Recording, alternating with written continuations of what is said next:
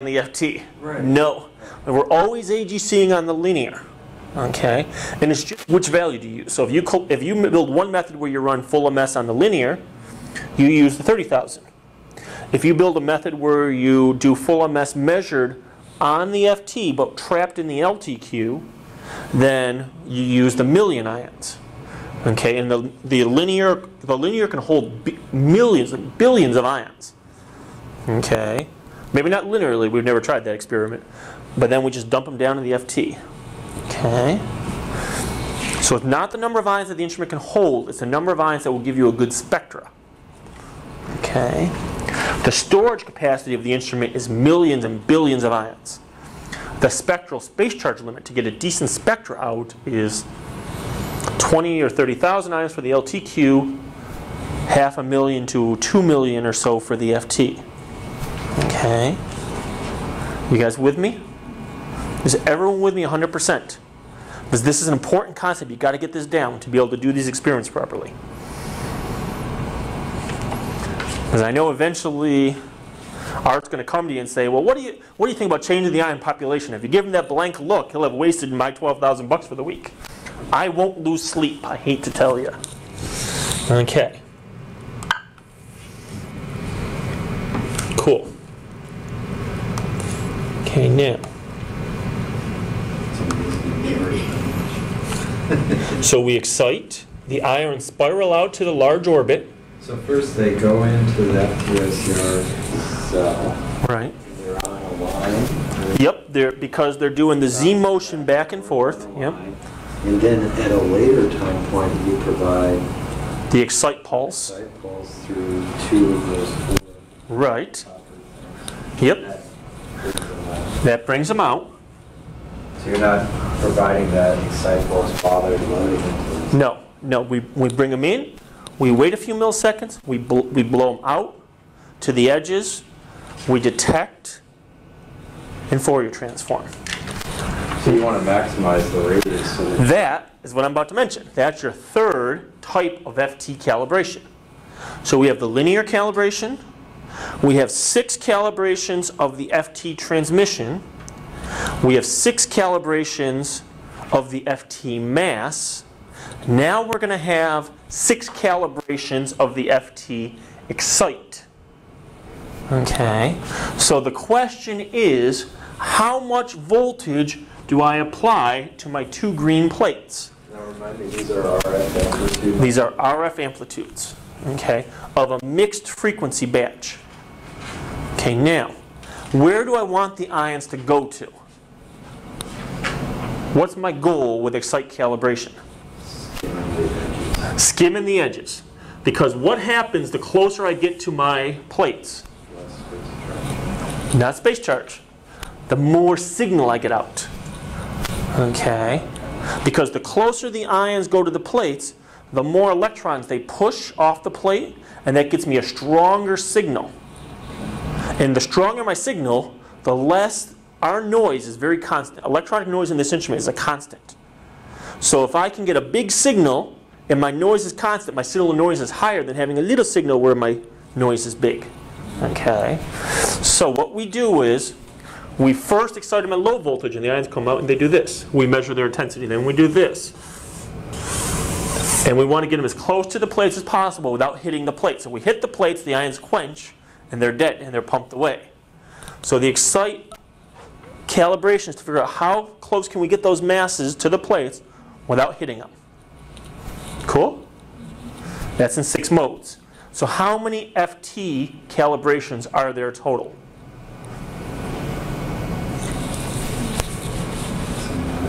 18. There are 6 modes for transmission, 6 modes for excite, and 6 modes for mass. The excite and the transmission won't change that much. So I would do excite once or twice a year. So what if you only look at positively charged ions? Why do you have to do the negatively charged calibration? If you do manual, you don't. If you do automatic, it's going to do all 6 for you. Okay. Oh, okay. Remember, there you can run it just by clicking the button and everything, and it will run through. And that will probably sit there for a long length of time. Okay. You can also do manual, where you tell it which calibrations to do. But you can't say whether it's supposed to do plus or minus, so you have to say ion transmission, or maybe I'm thinking automatic. You can pick, yeah, you're thinking automatic. You can pick the list where it says like 195 plus and run that one. You can You do have to go through every single thing. right. So it'd be nice to have semi-automatic where you can say, okay, I want it automatic, but only the positively charged. What you can do is you know how there's the reference editor with the little list of mass? It's a little application. You can double click and that's how you put in your own mass if you want to change the mix. If you don't populate any masses in a calibration, it won't run those. So if you say, I don't want to do negative ion mode ever, you don't populate masses in that list, and it will skip over those calibrations. Is that what happens at the time? Like when now they're looking negative. No, most peptide guys I think don't ever. The Buffalo guys though have been showing some neat work using peptides in negative ion mode. Okay, I was kind of, recently I saw that ASM, I'm like, wow, I never thought of doing that. So, now, so I would do excite once or twice a year. I would do transmission about every 3-4 months. Do that 3-4 times a year. That will change with environment and as these poles kind of, they don't burn in, quote, but they do kind of age a little bit. That will change a little bit. The multi-pole transmissions on the FT. Okay. Transmission calibration. What about we have dramatic fluctuations in humidity in our lab? Hopefully that won't affect inside that much. As long as you calibrate. Yeah, your vacuum should keep your humidity as a pointless measurement. I think what we think is the biggest is electrical field changes in the room, or changes in temperature might be the two biggies, we think. But the magnet should act as kind of a big insulator to the FT, we hope. Oh, good question. Now, so mass calibration, Gigi claims every month. We claim every week. Okay? He got up at a big conference and said, oh, we don't calibrate every month. Okay, we also he got a good magnet. Okay? You might find you could go more than a week without cal. Okay? Without mass cal, especially because if you guys are using higher ion populations, you're not expecting to get that sub-ppm mass accuracy. Okay? Questions or comments on the calibrations? So this just shows you image current, different massive cyclotron frequencies, shows you the transient. This shows you the transient, what the cell delivers. We Fourier transform, and Fourier transform gives us amplitude versus frequency. But we don't want frequency, we want mass. So now we mass calibrate. And notice the spectrum flips backwards, because mass is inversely related to frequency. Okay. Cool? Frequency is F, B is magnetic field, K is a constant from mass calibration. Okay? Questions, thoughts, or comments? After you mass calibrate, I would always tell you look at the masses, okay? Because we can mass calibrate and give you a beautiful success, and you can be screwily off, okay? So isn't the threshold like 2 yeah, but it uses the same peak finding for the test that it just used for the mass calibration. So if it misfound a peak, when it mass calibrated and threw the curve off, it will misfind it when it does the check. It will verify that that curve is off, just like it should be off.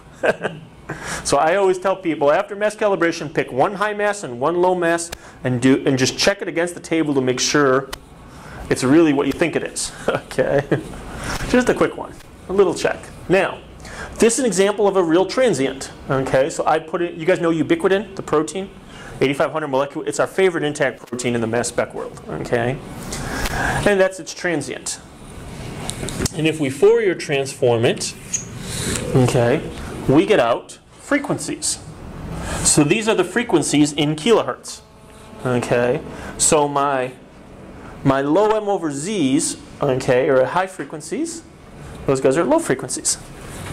And then if we take it and we apply the mass, we get out a mass spectrum. Okay, now,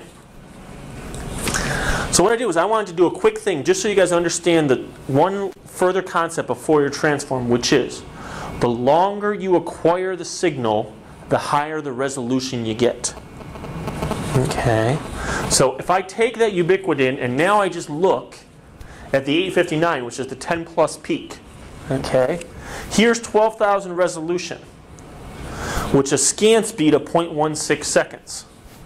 Okay, if I up my resolution to 25,000, so now I start to see the isotopes appearing,